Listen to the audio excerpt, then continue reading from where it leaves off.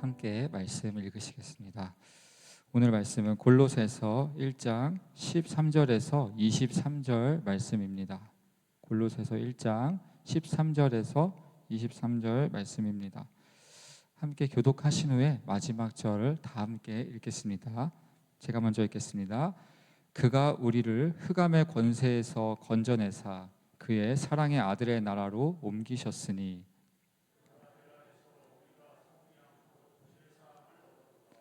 그는 보이지 아니하는 하나님의 형상이시요 모든 피조물보다 먼저 나신 이시니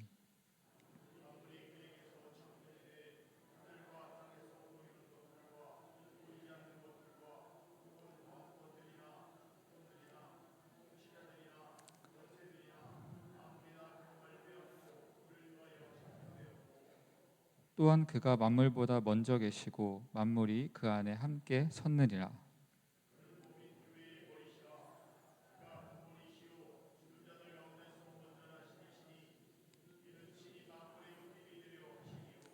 아버지께서는 모든 충만으로 예수 안에 거하게 하시고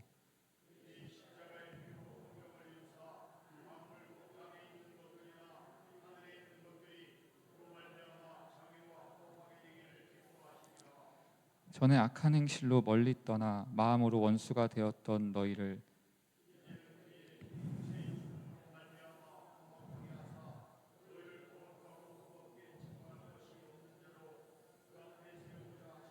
다 함께 읽겠습니다.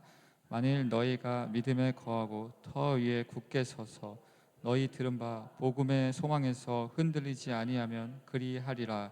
이 복음은 천하 만민에게 전파된 바요 나 바울은 이 복음의 일꾼이 되었느라. 아멘. 잠시 헌금 보고 드리겠습니다.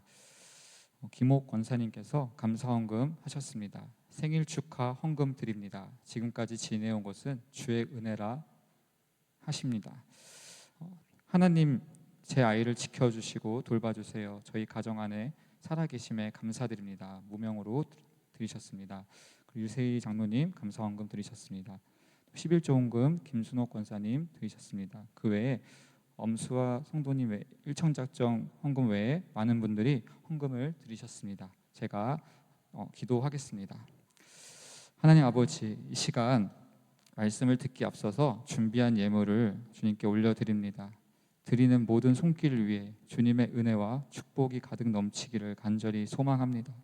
바라옵기는 우리의 삶의 모든 순간순간들이 하나님께 예배로 드려지기를 기도하고 소망합니다. 언제나 우리의 삶 속에서 경험하는 하나님의 임재가 우리의 삶의 가장 큰 기쁨이 되며 또 위로가 되게 해주시기를 기도드립니다. 이 시간 몸과 마음이 아프신 성도님들을 위해서도 기도드립니다. 언제나 늘 주를 향한 소망을 잃지 않도록 도와주시고 하나님의 전능하신 손길로 온전히 치유되는 은혜가 있게 도와주시옵소서. 이제 말씀을 듣습니다. 전하는 자 듣는 자 모두에게 말씀이 주는 위로가 가득 넘치게 하여 주시고 참된 하나님의 충만이 우리 가운데 가득 부어지게 되기를 기도합니다. 감사를 드리며 예수님의 이름으로 기도드립니다. 아멘.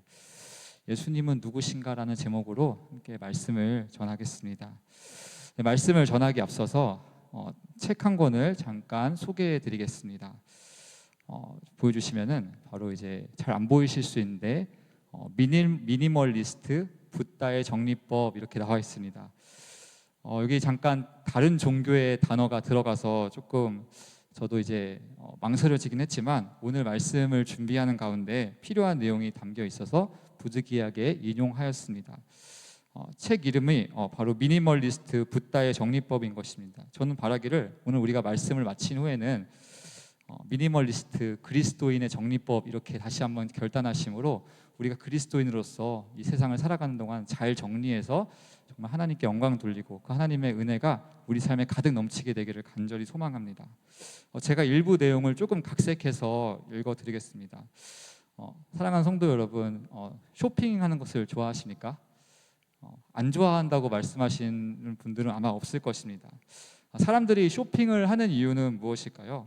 여러 가지 이유가 있을 수 있지만 이 책에 보면 이렇게 나와 있습니다. 쇼핑하는 사람이 스스로를 너무 부족하고 불완전한 존재로 여기기 때문에 쇼핑을 함으로써 내가 가져보지 못한 물건을 내가 소유하게 됨으로써 좀 더 나에게 많은 것들을 이렇게 채워 나감으로써 뭔가 나의 낮은 자존감이 해소되고 또 나의 불완전함이 완전함으로 바뀔 것이라는 그런 기대를 가지고 그렇게 쇼핑을 한다고 합니다.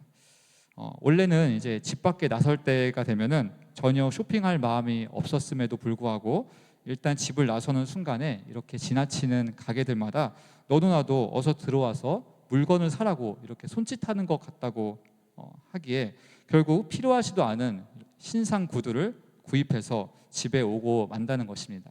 그렇게 구두를 사들고 집에 들어와 보니까 이미 신발장에는 처치가 곤란한 구두가 수없이 쌓여져 있는 것을 보게 되는 것이죠.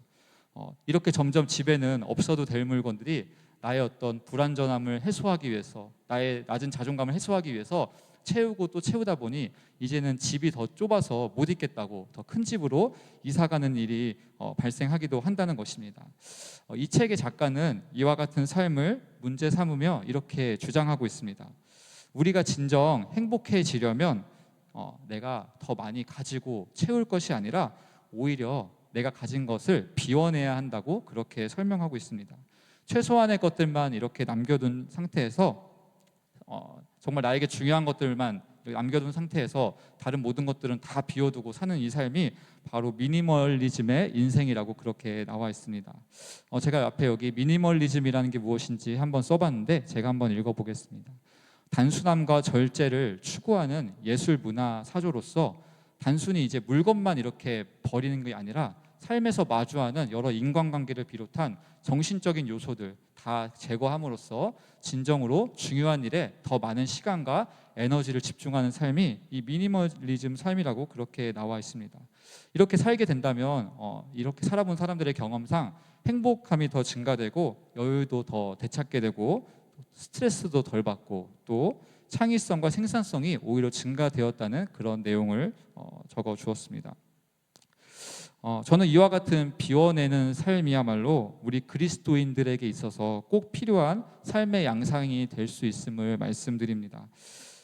사랑하는 성도 여러분, 과연 그리스도인답게 살아가는 것이란 어떤 삶일까요? 그리고 더 나아가서 우리가 믿는 이 신앙의 핵심이자 중심이라 하실 수 있는 이 예수 그리스도께서는 왜 이 땅에 자기 몸을 입고 인간의 몸을 입고 오셔야만 했을까요? 그리고 왜 죄 많은 인간들을 대신하여 그렇게 죽으셔야만 했을까요? 저는 오늘 본문을 통해서 이와 같은 질문들에 하나씩 답을 해보고자 합니다. 저희 그런 의미에서 함께 13절 말씀을 다시 한번 읽어보면 좋겠습니다. 이것들을 다 함께 읽겠습니다. 시작. 그가 우리를 흑암의 권세에서 건져내사 그의 사랑의 아들의 나라로 옮기셨으니 이렇게 나와 있습니다. 흑암이라는 단어가 말씀을 연구하는데 유난히 자꾸 들어왔습니다. 그 반대되는 단어가 무엇입니까? 그의 사랑의 아들의 나라라고 그렇게 이해할 수 있습니다. 흑암이란 죄와 사망의 권세를 뜻하는 것입니다. 반면에 그 반대로 써져 있는 사랑의 아들의 나라는 구원을 상징한다고 이해해 볼 수 있습니다. 그렇다면 여기 나와 있는 이 사랑의 아들은 누구를 가리키는 것입니까? 바로 예수님을 가리킨다고 이해할 수 있습니다. 고린도 후서 4장 6절을 보면은 이 예수님께서 빛이 되셔가지고 흑암, 어둠을 물리치시는 분이 되신다는 사실을 말씀하고 있습니다. 이것도 저희가 함께 읽어보면 좋겠습니다. 시작. 어두운 데에 빛이 비치라 말씀하셨던 그 하나님께서 예수 그리스도의 얼굴에 있는 하나님의 영광을 아는 빛을 우리 마음에 비추셨느니라. 아멘. 이 예수 그리스도라는 이 빛이 이 세상의 여러 빛들과 다른 한 가지 특징이 있다는 것입니다. 그것은 바로 우리의 육체가 아닌 우리의 영혼, 우리 내면의 이 마음을 비추는 것은 오직 예수 그리스도의 빛밖에 없다는 것을 이 말씀이 증거해주고 있다는 것입니다. 이 세상 어떤 빛도 수많은 빛들이 있지만 정말 오늘날 의술이 발달해서 내시경도 하게 되고 엑스레이도 찍고 하지만 그것이 우리의 어디까지나 육체의 속 안을 이렇게 비출 수 있지만 우리의 마음, 우리의 영 깊은 곳을 비추는 것은 오직 예수 그리스도의 빛밖에 없다는 것을 다시 한번 이 말씀을 통해서 확인할 수 있다는 것입니다. 그렇다면 성도 여러분, 우리의 마음의 어두움, 이 흑암이란 구체적으로 무엇을 뜻하는 것일까요? 오늘 본문 14절 말씀은 이렇게 말씀합니다. 제가 읽겠습니다. 그 아들 안에서 우리가 속량 곧 죄사함을 얻었도다, 이렇게 말하고 있습니다. 이 흑암이라는 것이 죄를 뜻한다는 것입니다. 우리가 흑암의 권세에서 하나님의 아들의 나라로 옮겨졌다는 것은 이제 죄의 권세 아래에 있던 우리 영혼이 이제는 하나님의 자녀된 권세 아래에 놓이게 되었다는 것을 뜻하고 있는 것이죠. 요한복음 1장 12절에서 영접하는 자, 그 이름을 믿는 자들에게는 하나님의 자녀가 되는 권세를 주셨으니, 이렇게 말씀하는 것과 같습니다. 이 흑암이 우리의 마음에서 이렇게 거쳐지기까지, 이 어두움이 내 속 깊은 영 속에서 거쳐지기까지 필요한 것이 있다면 결코 우리의 잘남이 아니라는 것입니다. 필요한 것은 그저 하나님께서 그분의 기쁘신 뜻대로 아무 자격 없는 그저 그분의 택하신 사람들을 그렇게 선택하셔서 하나님의 자녀 삼아 주심으로 말미암아 그렇게 우리의 죄를 사해 주셨다는 것입니다. 어떤 자격이 있어서 우리가 이 자리에 모여 있는 것이 아니라 하나님의 기쁘신 뜻대로 그분이 예정하심으로 말미암아 우리를 택하시고 우리의 모든 흑암을 걷어주셨다는 그 사실을 우리는 기억해야 할 것입니다. 그래서 이제는 우리가 하나님의 자녀가 됨으로 말미암아 내 가는 어느 곳이든지 다 하늘나라라고 그렇게 우리가 찬송을 부를 수 있는 줄로 믿습니다. 계속해서 한번 말씀을 살펴보겠습니다. 오늘 제목에 걸맞게 이제 본문은 예수님이 어떤 분이신지를 계속해서 설명해 주고 있습니다. 15절부터 17절까지 말씀인데요. 이번에는 제가 기니까 16절과 17절을 읽고요. 성도님들이 15절 말씀 한번 읽어주시면 감사하겠습니다. 시작.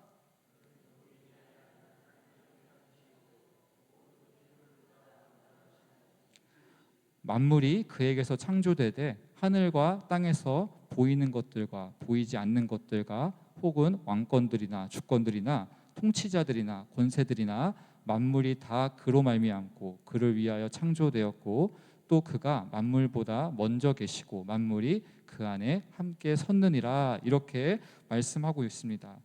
여기서 반복되는 단어가 있습니다. 반복이 된다는 것은 좀 중요한 단어라는 것입니다. 이 반복되는 단어라는 것은 먼저라는 단어가 눈에 들어올 것입니다. 과연 먼저 나신 예수님, 모든 피조물보다 먼저 나신 그 예수님을 우리가 어떻게 이해할 수 있을까요? 잠깐 말씀 다시 띄워주시면 저는 그 먼저 나신 예수님이 바로 이 16절에 파란 글씨로 쓴 부분이 이 먼저 나신 예수님을 가리킨다고 볼 수 있습니다. 만물이 다 그로 말미암고 그를 위하여 창조되었다는 것입니다. 우리는 이제 자칫 오해할 수가 있습니다. 예수님이 나보다 먼저 나셨다는 것은 그저 시간적으로만 생각해서 단순히 시간적으로 나보다 먼저 태어나셨지 그 이상도 그 이하도 아니야 라고 그렇게 생각할 수 있습니다. 그런데 여기서 먼저 나셨다는 것은 단순히 시간적으로 먼저 나셨다는 것이 아니라 이분이 이제 18절 말씀 보면은 모든 만물의 으뜸이시며 왕 되신다는 것을 가르쳐주고 있습니다. 이 먼저 나셨다는 것이 만물보다 먼저 되신 그 왕 되신 어떤 피조물보다도 높은 권세를 가지신 분이라는 사실을 가르쳐 준다는 것이죠. 예수님이 먼저 되셨다는 것은 그 뒤에 있었던 모든 우리를 포함한 피조물들은 예수 그리스도를 거치지 않고서는 결코 설명할 수 없다는 사실을 말해주고 있다는 것입니다. 그런데 사랑하는 성도 여러분, 안타까운 것은 무엇입니까? 당연히 이제 이 세상에 믿지 않는 사람들은 자기 자신을 소개할 때 예수님이라는 단어는 당연히 입 밖에 꺼내지도 않습니다. 모르기 때문이기도 하고 정말로 예수님과 자신은 아무 상관없는 존재라 여기기 때문에 그렇게 행동하는 것이죠. 그런데 문제는 무엇인가 하면 때로는 그리스도인임에도 불구하고 때때로 우리는 어쩌면 자주는 아니지만 마치 내 인생에서 주님이 전혀 안 계신 것처럼 때로는 스스로를 소개하고 싶을 때가 있다는 것입니다. 분명 나는 교회 안에서는 어느 누구 정말 못지않게 나 자신을 그리스도인이요 예수님의 사람이라고 그렇게 당당하게 그렇게 소개할 수 있지만 주님 없이는 나를 도무지 설명할 수 없을 만큼 그렇게 열심히 때로는 봉사하며 섬길 수 있지만 세상 밖으로 나갔을 때 막상 믿지 않는 사람들 가운데서 그렇게 어떤 일을 할 때에 때로는 철저히 숨기고 싶은 단어가 교회요 예수님이 될 수 있다는 사실입니다. 예수님을 믿는다고 말을 했다가 혹시라도 내 인생에 내가 하는 일에 피해가 올까 봐 두려운 나머지, 때로는 나 혼자서만 너무 튀고 싶지 않은 나머지 어쩌면 나도 모르게 어느새 나의 소개란에 맨 앞에 계셨어야 될 그 예수님을 한편으로는 지워버리고 싶을 때가 있다는 것입니다.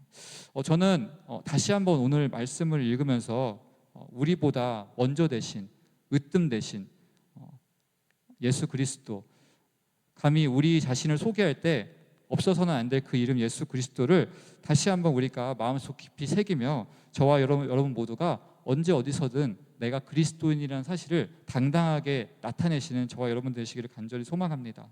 이미 잘 하고 계신 분들도 계시지만 저를 포함하여서 혹시라도 나도 모르게 이렇게 주님을 나의 자기소개란에서 뺀 채 살기를 더 좋아했더라면 다시 한번 주님이 나의 첫 번째 자기소개의 수식어가 되기를 다시 한번 결단하며, 이렇게 내가 드림교회 다닌다고, 내가 이곳 문막에 있는 드림교회에서 열심히 신앙생활을 하고 있다고 그렇게 당당하게 외치며 또 성도답게 사는 저와 여러분 되시기를 간절히 소망합니다.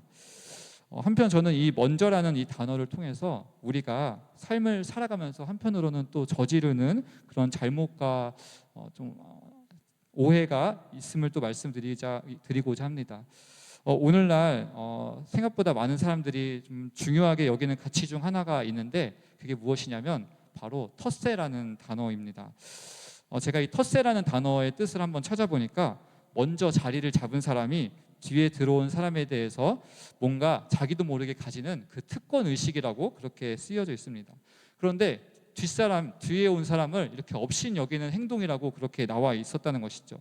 이 텃세는 어디서든 발생할 수 있는 것입니다. 가정에서든 직장에서든 심지어 또 교회에서든, 그리고 다른 어떤 모임에서든지 사적인 모임에서든지 얼마든지 먼저 왔다는 이유만으로 자칫하면 특권 의식을 가질 수 있다는 것입니다. 제가 사실 조금 전에도 설명드린 것처럼 단순히 우리가 시기적으로 먼저 되었다고 해서 그 사람에게 그 권위까지 부여되는 것은 아님에도 불구하고 이렇게 나도 모르게 습관적으로 그 텃세를 부리는 경우가 있다는 것입니다. 내가 먼저 이곳에서 자리를 잡았으니, 내가 나이가 더 많으니 무조건 따지지 말고 내 말에 복종해 라고 그렇게 말하는 경우가 있다는 것입니다. 하지만 그것은 결코 우리 하나님께서 우리에게 주신 권위가 아님을 믿습니다. 혹시라도 우리가 또 교회에서 서로가 서로에게 알게 모르게 나에게 없는 그 권위를 주장하였다면 반드시 없어져야 할 세상 문화가 됨을 믿습니다. 교회의 주인은 예수님인 것입니다. 저는 결코 우리 드림교회가 그렇다는 말이 아니라 누구보다도 우리 드림교회는 하나님 중심의 교회인 줄로 믿습니다.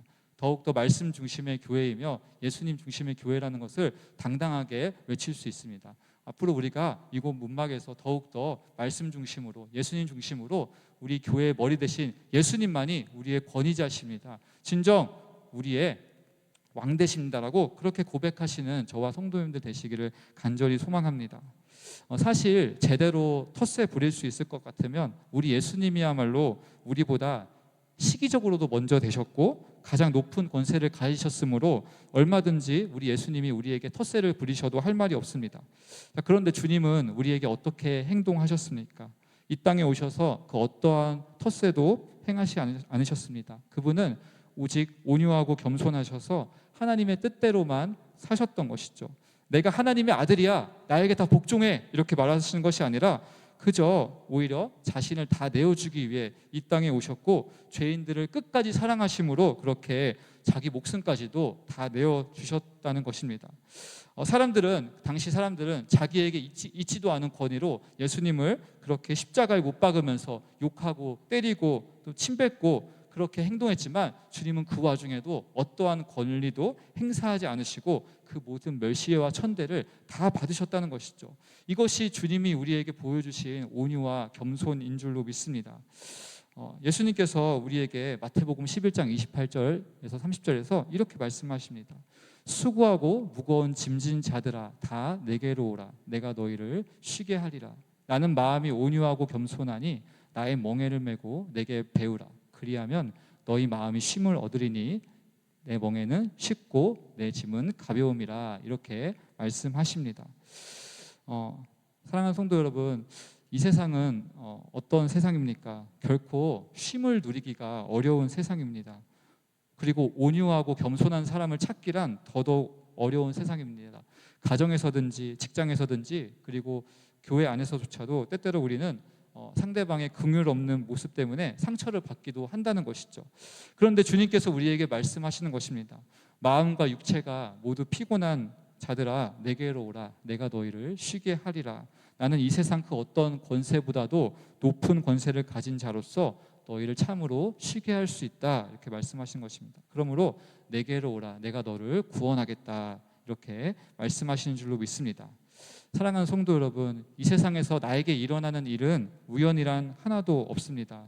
모든 일이 다 하나님의 허락하심 아래 이루어진다는 것입니다. 그렇기 때문에 내가 현재 겪는 고난과 아픔이 있을진데 그 너머에는 반드시 우리 주님께서 더 나은 쉼으로 우리를 안내해 주시기 위해서 어쩔 수 없이 허락해 주신 그 아픔이라는 사실을 다시 한번 깨닫고 언제든지 우리가 주님께 나아가서 나의 슬픔과 불안함을 다 이렇게 내어드릴 때 언제든지 그것들을 거절하지 않으시고 받아주시는 그 주님께 우리가 나의 삶을 온전히 맡기시는 은혜가 있기를 간절히 소망합니다.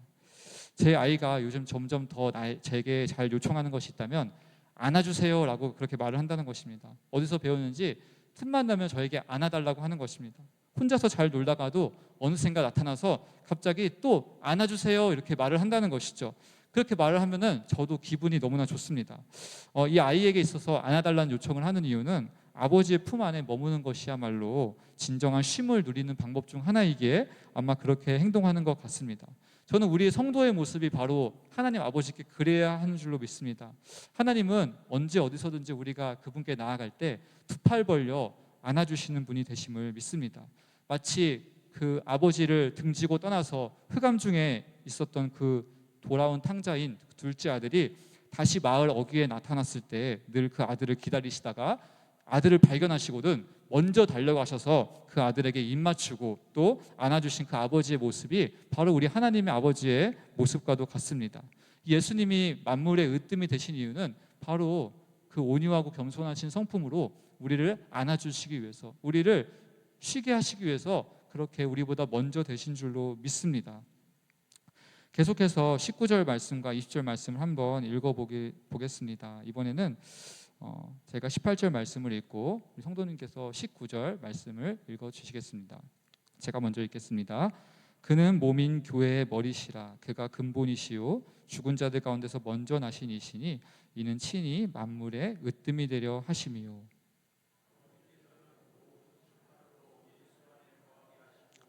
그의 십자가의 피로 화평을 이루사 만물 곧 땅에 있는 것들이나 하늘에 있는 것들이 그로 말미암아 자기와 화목하게 되기를 기뻐하심이라 이렇게 말씀하고 있습니다. 저는 여기 본문을 읽는 가운데 이 충만이라는 단어가 제게 너무나도 큰 시련을 주었습니다. 우리가 너무 충만에 대해서 잘 알고 있지 않습니까? 그런데 이거를 설명하려고 하니까 제가 밤을 설치면서 이 충만을 어떻게 성도님들께 전해야 되나 정말 많은 고민이 있었습니다. 우리가 보통 충만을 어떻게 많이 삶에 적용하고 있습니까? 이 찬양을 아실지 모르겠습니다. 우리가 예배 때 종종 충만이라는 찬양을 부르곤 합니다. 난 예수로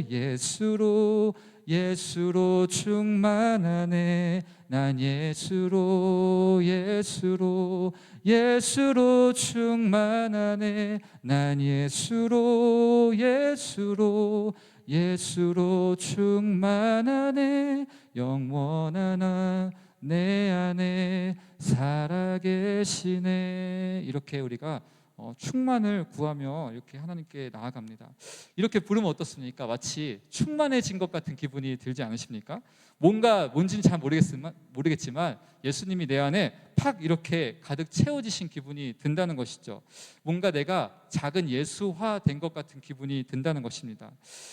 그렇습니다. 우리가 충만이라는 단어를 딱 떠올리면은 가장 먼저 드는 생각이 바로 채우다라는 동사가 나도 모르게 우리 마음에 인식된다는 것입니다.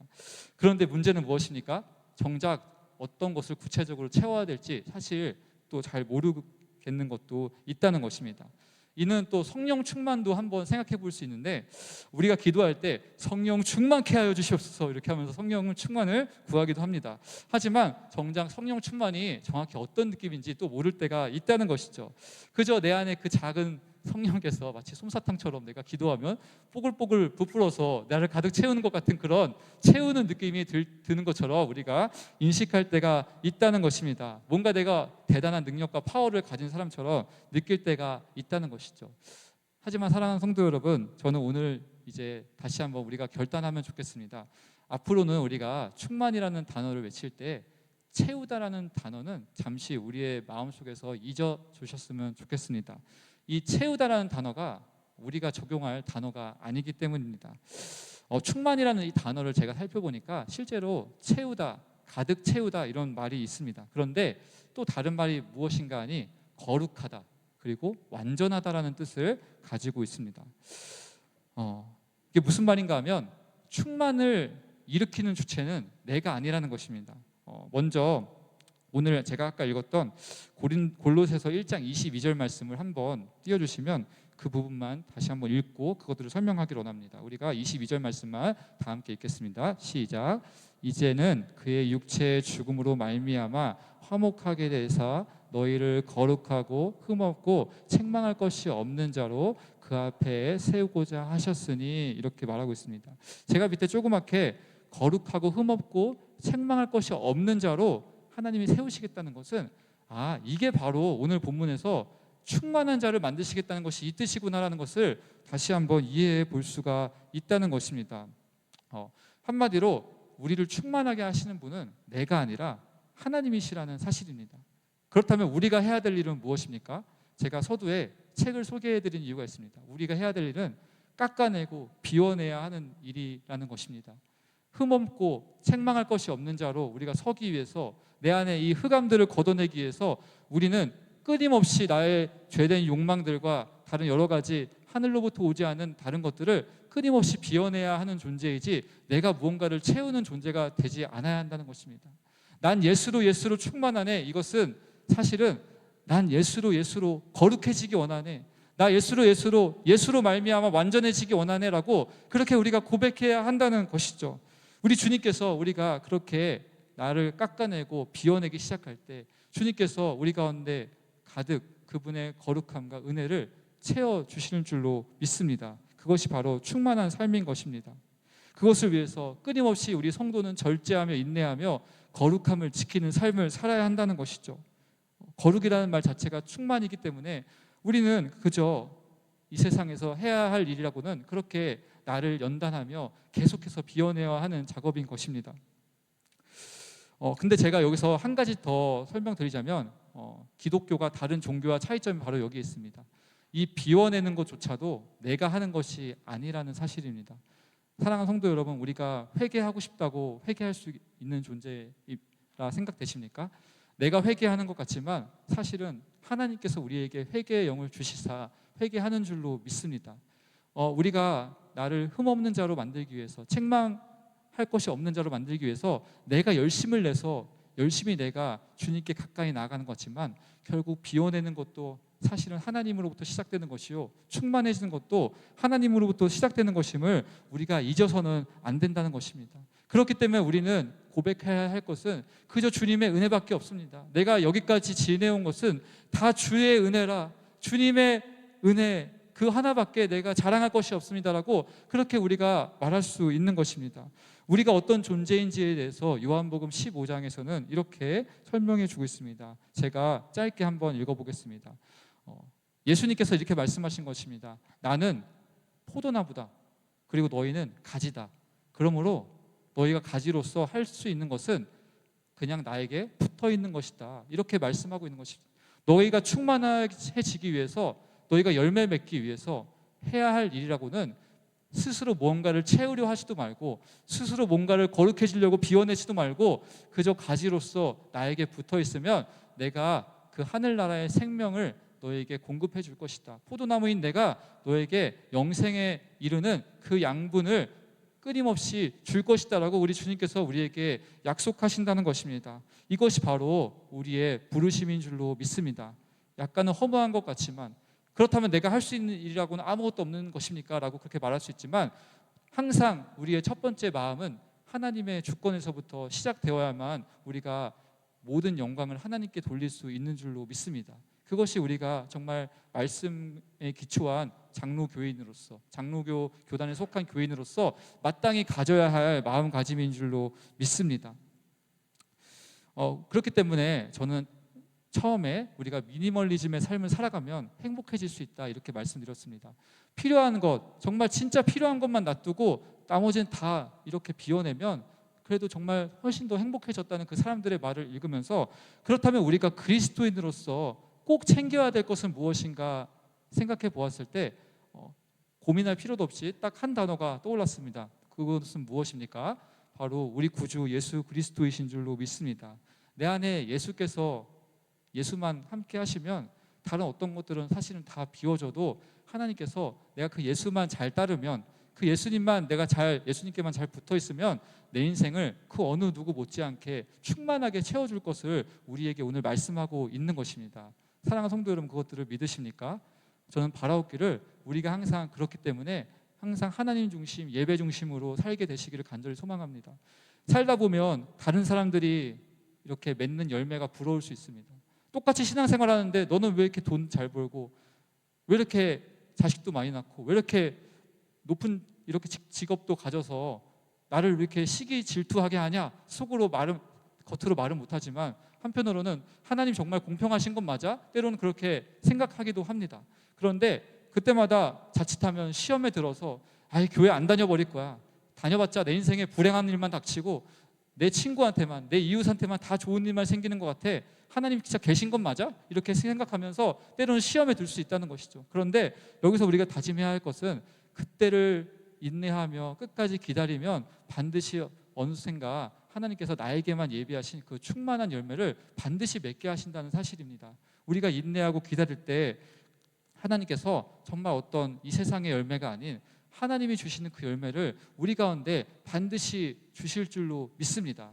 그러니 우리가 오늘도 이렇게 예배에 나와셔서 말씀을 듣는다는 것은 다시 한번 하나님 안에서 우리가 비워내기로, 충만해지기로 결정하시고 이 자리에 나오신 줄로 믿습니다.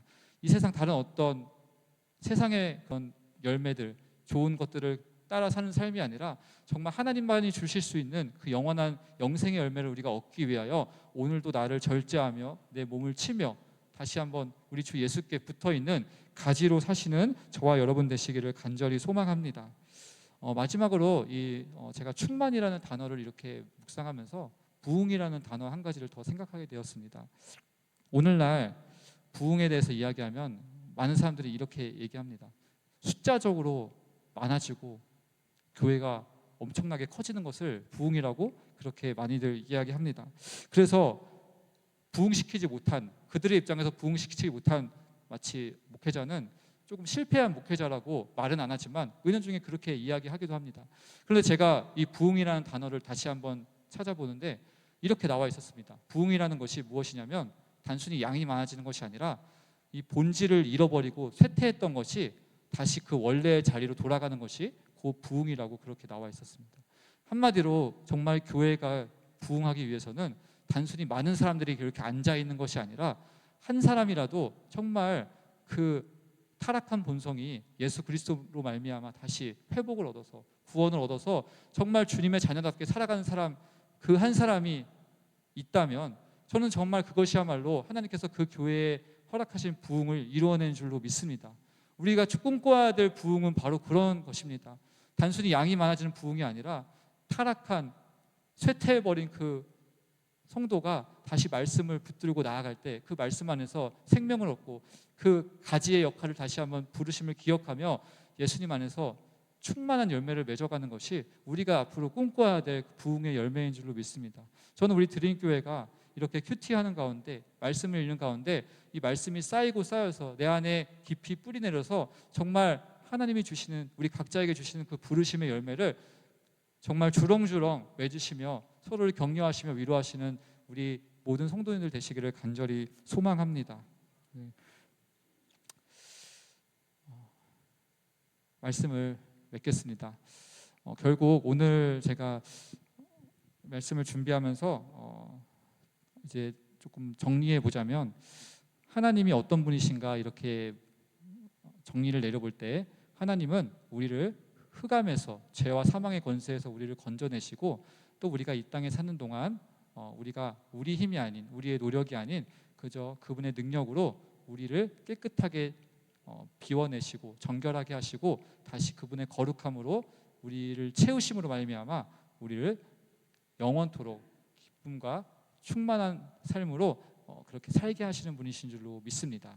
우리 모두가 그 하나님을 다시 한번 소망하며 우리가 함께 그렇게 힘차게 주님을 또 부르짖으며 살아가시는 오늘 이 밤, 앞으로의 삶이 되시기를 간절히 소망합니다. 제가 기도하며 마치겠습니다. 살아계시며 역사하시는 하나님 아버지, 오늘도 말씀을 통해서 참된 충만이란 무엇이며, 또 참된 성도란 무엇이며, 참된 부흥이란 무엇인지를 다시 한번 깨닫게 해주심을 감사드립니다. 하나님, 우리가 알아왔던 개념과 부딪힐 때 때로는 혼란스럽고, 그래서 처음에는 어색할 수 있지만, 하나님 아버지, 우리가 그럼에도 불구하고 날마다 내 자신을 말씀 앞에 복종함으로, 우리 교회의 머리 되신 예수님께 우리가 온전히 엎드림으로 정말 하나님만이 주실 수 있는 그 생명의 복을, 생명의 양식을 날마다 누리는 우리 드림교회 성도님들이 되시기를 간절히 소망합니다. 주님, 우리가 바라는 것은 이 세상의 열매가 될 수도 있지만, 정말 단지 이 세상에서만 잘 먹고 잘 사는 것이 한편으로는 우리의 바람이 될 수도 있지만, 하나님께서는 우리로 하여금 그것에 만족하지 않게 하시고, 더 나아가서 하늘의 신령한 복을 얻기를 소망하는 자로 우리를 부르셨는 줄로 믿습니다. 하나님께서 우리를 그와 같은 자로 부르셔서 우리가 이 세상의 열매들에 대해서는 시시함을 느끼고, 허전함을 느끼고, 공허함을 느끼고, 더욱더 예수 그리스도만을 붙잡음으로 그분 한 분만 계시면 다른 어떤 것은 필요 없다고 느끼며, 그렇게 점점 더 하늘의 열매를 구하며 나아가는 우리 자신이 될 줄로 믿사오니, 하나 우리 드림교회 성도님들 한 분 한 분을 모두 그 부흥의 자리로 주님 초대하여 주시고, 아버지, 계속해서 우리 드림교회가 정말 우리 대한민국에서 정말로 참된 부흥을 일궈내는 좋은 교회로, 정말 이 문막뿐만 아니라 원주를 넘어서서 정말 이 서울 경기 일대에, 이 정말 전국적으로 정말로 하나님 말씀이 바르게 선포되는 살아있는 하나님의 임재가 있는 교회라고 그렇게 고백되어지는 그러한 교회 되기를 간절히 소망합니다. 주님, 우리 가운데 오늘도 함께하여 주시옵소서. 감사를 드리며 예수님의 이름으로 기도드립니다. 아멘.